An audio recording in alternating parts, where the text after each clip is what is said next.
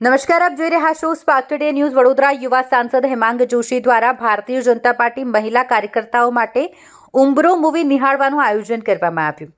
યુવા સાંસદ મહિલાઓ પ્રેરિત તેમજ તેમની જીવનશૈલીમાંથી થોડી નિરાશની પળો માણવાનું આયોજન કરતા હોય છે, ત્યારે વધુ એક ઉંબરો મૂવી નિહાળવાનું આયોજન વેબ ટ્રાન્સક્યુબ ખાતે તેઓ માટે કરવામાં આવ્યું। ઉંબરો એક ગુજરાતી ફિલ્મ છે જે પદ્મશ્રી વિજેતા ગુજરાતી ગાયક અને લલિત ગીતકાર નટવર ગોયાણીના જીવન પરથી પ્રેરિત છે। પતિ પત્ની વચ્ચેના સંબંધો, પરિવર્તનશીલ સંજોગો અને પરિવારમાં આવેલા સંઘર્ષની વાર્તા રજૂ કરવામાં આવી છે। આ ફિલ્મમાં ગીતો અને કાવ્યાત્મક કથાવસ્તુના મિશ્રણ દ્વારા જીવનના ઊંડા પાસાઓને રજૂ કરવામાં આવ્યા છે। ઉંબરો સંબંધોના તણાવ અને પરિપૂર્ણતાની ભાવનાને સાથે જોડાયેલી એક મૂવી છે, ત્યારે યુવા સાંસદ ડોક્ટર હેમાંગ જોશી સાથે વાડીના ધારાસભ્ય મનીષાબેન વકીલ, પૂર્વ મેયર જિગીશાબેન શેઠ સાથે વડોદરા શહેરના મહિલા કાઉન્સિલરો ઉપસ્થિત રહ્યા હતા। વડોદરા શહેરની ભારતીય જનતા પાર્ટીની મહિલા કાર્યકર્તાઓ પણ મોટી સંખ્યામાં ઉપસ્થિત રહી સૌએ ભેગા મળી મૂવી નિહાળી હતી।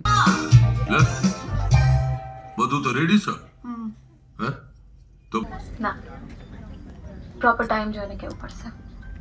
આમાં પ્રોપર ટાઈમ શું હોય? લઈ લો યા એબ્સોલ્યુટલી કેમ બેસી ગઈ? ના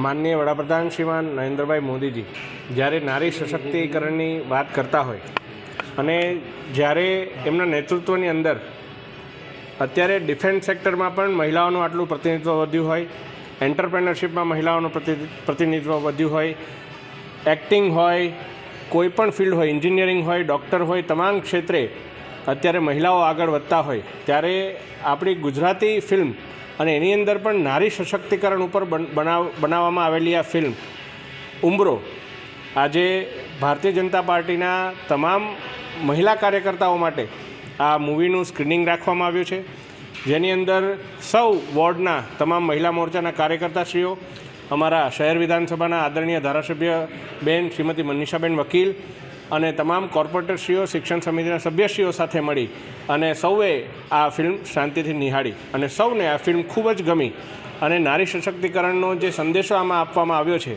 એ બદલ એક ગુજરાતી ફિલ્મ આટલી સરસ સ્ટોરી લાઇન સાથે બનતી હોય ત્યારે આપણું ગુજરાતી મૂવી જગત પણ આગળ આવવું જોઈએ। એને પ્રોત્સાહન આપનાર તમામ વડોદરા ભારતીય જનતા પાર્ટીના કાર્યકરોને હું હાર્દિક અભિનંદન સહ શુભેચ્છાઓ પાઠવું।